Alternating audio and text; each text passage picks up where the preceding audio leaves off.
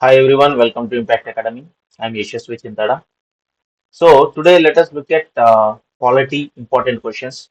So in last session we have seen till five questions. So let us continue from the sixth one. So with reference to the key characteristics of the parliamentary system of government in India, consider the following statements. The executive is independent of the legislature. Okay, the executive is not accountable to the legislature.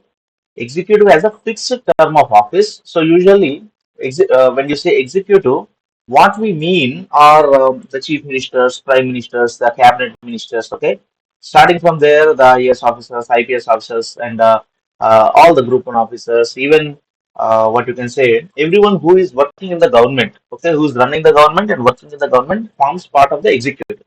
The legislator, the legislature, on the other hand, is meant for making the policies, enacting laws, etc. Okay, so try to understand because the same people will sit in the executive and the same people are sitting in the legislature.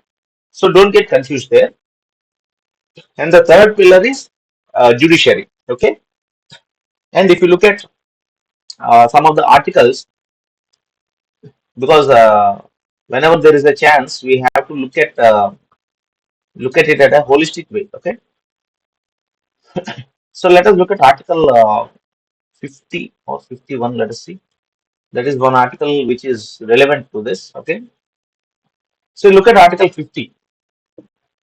Okay, article 50 of the constitution says that there has to be a separation of judiciary from the executive. This is very important article in this point. Just keep it in mind and let us look at the salient features. Okay, salient features of the constitution, or rather the parliamentary system of what do you say, the parliamentary the just a minute, let me. So, if you look at the parliamentary system of India, uh, what are the reasons for adopting the parliamentary system? Okay, so initially a plea was made in favor of US presidential type of system, but the founding fathers preferred the British parliamentary system. Okay, why? First thing is familiarity with the system. By the time the British had already ruled us for more than 100 years or so. Okay, so we were very familiar with the system. So K. Munshi argued that for the last 30 40 years, some kind of responsibility has been introduced in the governance of this country. So, we are so much familiar with the system. So, why to shift to something unfamiliar? Another thing is preference to more responsibility. So, this is an important point. Try to remember this. The In a democratic executive, stability and responsibility are two things. So, if you look at the Indian system or the British system of parliamentary system, there is more responsibility but less stability, which means if the government fails a floor test or if it loses confidence, immediately the government is gone. Okay. So even if the government is elected for 5 years, if it loses the confidence of the house, then the government will be what the government will fall down. So, which we have already seen sometimes in the past. So, that is the reason there is less stability, but there is more responsibility. On the other hand, in the American system, the Senate is different, the president is different. So, the president is not responsible to the Senate. Okay, the Congress. Okay, the Congress and Senate, they are, the Congress is responsible to the Senate, but the president works individually in the American system. So, there is more stability, but less responsibility. Okay, try to remember that point because questions are frequently asked. So, in the British parliamentary system, we have more responsibility and also to avoid legislative and executive conflicts. If you look at the United States, there is a frequent conflict between the president and the speaker and the Congress, right? Frequently, if you see in the news, the president will say something, the Congress will say something else. So, in order to avoid such conflicts, that is also one reason. And the nature of Indian society. It is a very heterogeneous society, so it is very diverse. So, the parliamentary system will give a lot of opportunity. So, greater scope for giving representation to various sections, interests, and regions of the government. So, these are some of the reasons why we have adopted the British Parliament system. Also, there was a discussion whether in the 1970s whether we have to maybe it is time to shift to the presidential system, because in the parliamentary system, as we can see, people with so many criminal cases and people who don't have much education, everyone, everyone is becoming a politician, and there is a lot of corruption has increased and all. But in the presidential system, uh, that can be reduced to an extent, not completely, but so there was a debate. But and the Swaran Singh committee, immediately we have to remember 42nd Amendment Act, fundamental duties, everything we have discussed already. So the Swaran Singh committee took up this issue, but it opined that the parliamentary system is doing well and it is better to continue it that way. So with these points, now let us look at the question.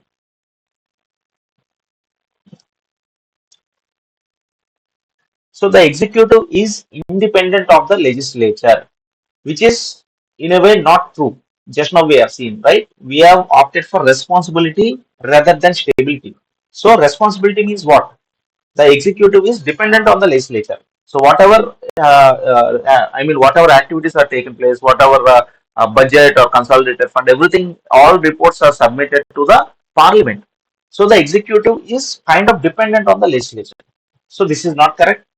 The executive is not accountable to the legislature. Again, as we discussed just now, the executive is definitely accountable to the legislature. The executive has a fixed term of office. Now, some people might think, yes, when a government comes to power, it comes for 5 years, 5 years, right?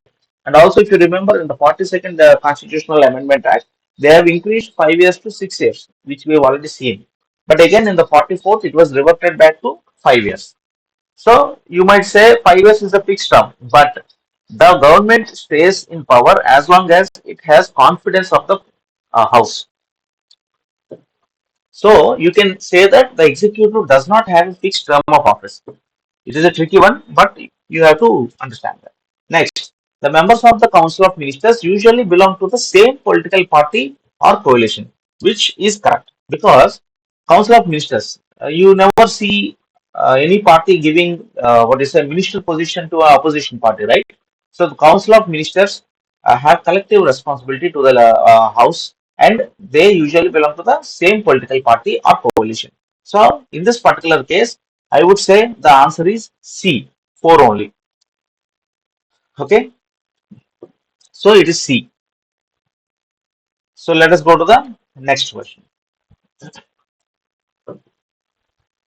So which of the following wars against the English East India Company included the famous Battle of Koregan? Now, recently in news also there were many issues, right? This Bhima Koregaon issue. Some people, uh, some people came forward to celebrate that particular, what to say, uh, whenever that war happened. Some people tried to celebrate it because what happened was in that particular war, the Peshwas at that time, there was the Maratha Empire that was going on. When the Battle of Koragan, you have to remember the date. It is 1818. Okay, need not remember you can remember if you want, but generally it is 1818. Okay, in the 1818, at that time the British East India was beginning to establish itself completely, and it came in conflict with the Mughals and everyone. And at that time, the Mughals have completely diminished, and the Maratha Empire was at its peak.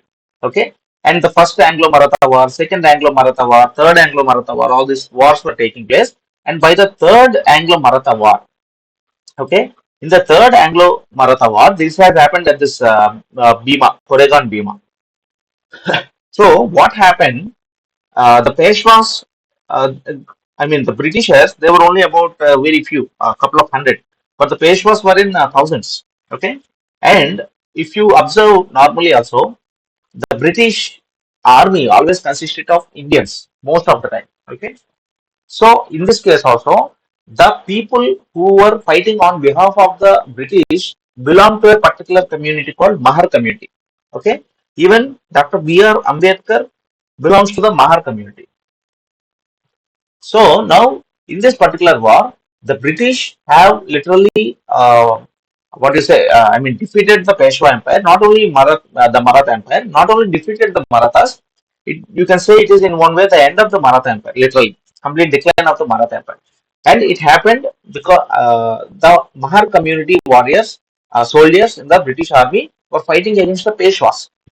So in one way, it is the British have won over the local Hindu kings, Maratha kings. So that is where the clash is. So some people are celebrating the victory of the British, and some people are angry about it because they are angry because they are supporting the British. So that is the issue. I'm just trying to explain the issue. So don't go into too much depth about that. Anyway, so Battle of Bhima Koragan is the third Anglo-Maratha war. Okay, so the answer is A. Answer is A. It is the third Anglo-Maratha war, and it is in 1818, and it happened in Bhima Koregaon between the British and the Peshwas. Okay, and few Britishers, around 500 or so, defeated around 20-30,000 army of the Peshwa. At that time, the Peshwa was Baji Rao too. Remember that also. And also, who were involved? The Mahar community was involved, and Dr. B.R. Ambedkar also belongs to the Mahar community. And even now, it is once in a while celebrated, but these clashes keep happening. So anyway, remember that it is the third Anglo-Maratha war. Fine, let us move on. So consider the following statements regarding national emergency. So emergency is a very important topic. So what it is saying?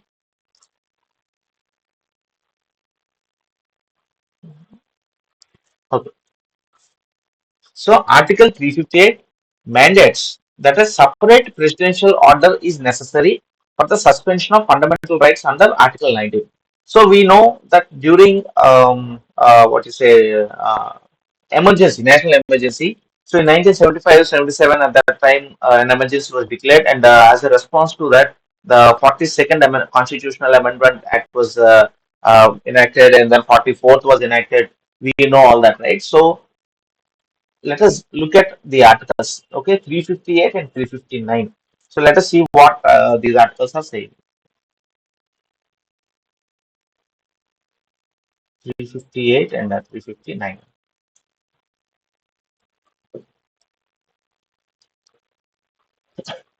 So 358 talks about suspension of provisions of Article 19 during emergencies. Okay, and 359 says suspension of enforcement of rights conferred by Part 3 during the emergencies. Okay, so Part 3 means basically fundamental rights. So it is saying suspension of enforcement of the rights. So understand this.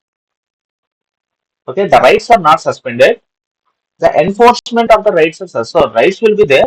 Just you cannot go to the court. That is 359. 358 is saying suspension of provisions of Article 19 during emergencies. So already the article is giving powers, saying the provisions under Article 19, basically the right to speech and expression, freedom, movement, assembly, association, residence, okay, profession, and all these things. So those powers under Article 19 are automatically suspended under 358. Now the question is saying Article 358 mandates that a separate presidential order is necessary. So there is nothing like that. So separate presidential order is not required. Okay, and Article 359. Okay, Article 359 says that the president can suspend the right to move any court for enforcement. So we have already seen. So the rights themselves are not suspended, but the right to move to court. That means you cannot go to court during an emergency saying that my fundamental rights have been suspended. So I think two is correct. Let's see. Sorry. So two only is correct. So this is wrong. First option is wrong. Second option is correct. Now let us look at the Morley-Minto reforms. So before looking at the question, let us briefly look at the Morley-Minto reforms. Okay, where is that? So Indian Councils Act 1909. Indian Councils Act 1909 is called Morley-Minto reforms. And what does the Morley-Minto reform says? It introduced for the first time an element of elections to the legislative councils. At the provincial legislative councils, non-official members to be in majority. Fine. Remember this. First time an element of elections was introduced to legislative councils. That is okay. It introduced separate electorates for Muslims and representation. That's the reason Lord Minto is called as father of what you say, father of communal electorate. Okay, Lord Minto is called as father of communal electorate because he introduced the system of communal representation for Muslims. Okay, he accepted the separate electorate concept. So that is very important. 1909. And I believe in recent group 2 prelims also this question was asked, right? Representation in excess of population according to Muslims. According to Muslims. Representation in excess of population. So whatever their population is there, more than that has been given. Okay, so this is what you can say a concept of divide and rule, etc. Okay, and income qualification has been set as very low for Muslim voters. Fine. It provided for the first time association of Indians with the executive councils of the viceroy and governor. Now, this executive council means it's somewhat it has some powers. Okay, these provincial councils and all they are not very. I mean, you have this transfer subjects, reserved subjects concept, etc. That was later abolished. You can see in Government of India Act 1919, diarchy in provinces, transfer subjects, etc. All these things. Okay, so this executive council of the viceroy is kind of powerful. It has some powers, and Sachendra Prasad Sinha became the first Indian to join the viceroy's executive council. Remember that. And when did it happen? In this 1909 Indian Councils Act only. So, with this information, let us look at the question. So, what he is saying? Consider the following statements regarding Morley Minto reforms, which is the Indian Councils Act of 1909. Okay, Morley Minto reforms. The reforms introduced the concept of separate electorate for Muslim, which is true. Just now we have seen. That's why Lord Minto came to be known as the father of communal electorate.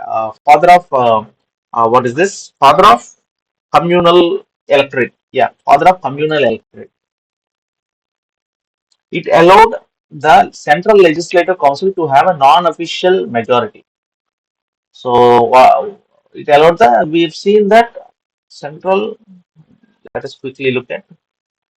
Introduced for the first time an element of elections to the legislative councils and the provincial non-official members to be in majority. Non-official members to be in majority. It allowed the central legislative council to have a non-official majority. Fine. Central legislative council at the provincial. Okay, see this is provincial. So this becomes a tough question because of this. Because you have to differentiate between central and provincial. Even same thing happens here. Government of India Act 1919 and Government of India Act 1935. So diarchy is abolished. Okay, diarchy in 1935, if you observe, abolished diarchy in the provinces and introduced diarchy in the central in 1935. So in 1919, it introduced diarchy, okay, in the provinces. See, diarchy in the provinces has been introduced in 1919, and diarchy in provinces is abolished in 1935. And in that place, what you say, provincial autonomy has been given to the provinces. Provinces is more like states. So remember that very important frequent class question. In 1919, diarchy was introduced in states. In 1935, diarchy was removed from the states and introduced in the center. Anyway, so here provincial legislative councils, non-official members to be in majority. That is for provincial. But in the question he is saying it allowed central legislative council to have a non-official majority. So this is wrong. It allowed the provincial legislative councils to have a non-official majority. Try to understand that. Next, it enlarged the deliberate functions of the legislative councils at both the central and provincial levels. So basically, what it's saying, element of elections, etc., etc. So that statement is also true.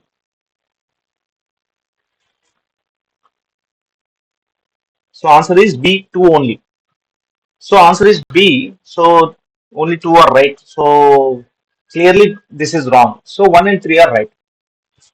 Okay, the reforms introduced the concept of this one we know for sure is right, and this seems to be right. It enlarged the deliberative functions of the legislative councils at both central and provincial, and this is wrong. It allowed the provincial legislative council to have a non-official majority. Okay, So try to understand and remember those things. So Article 3. So first part very important. So let us quickly look at first part. Okay.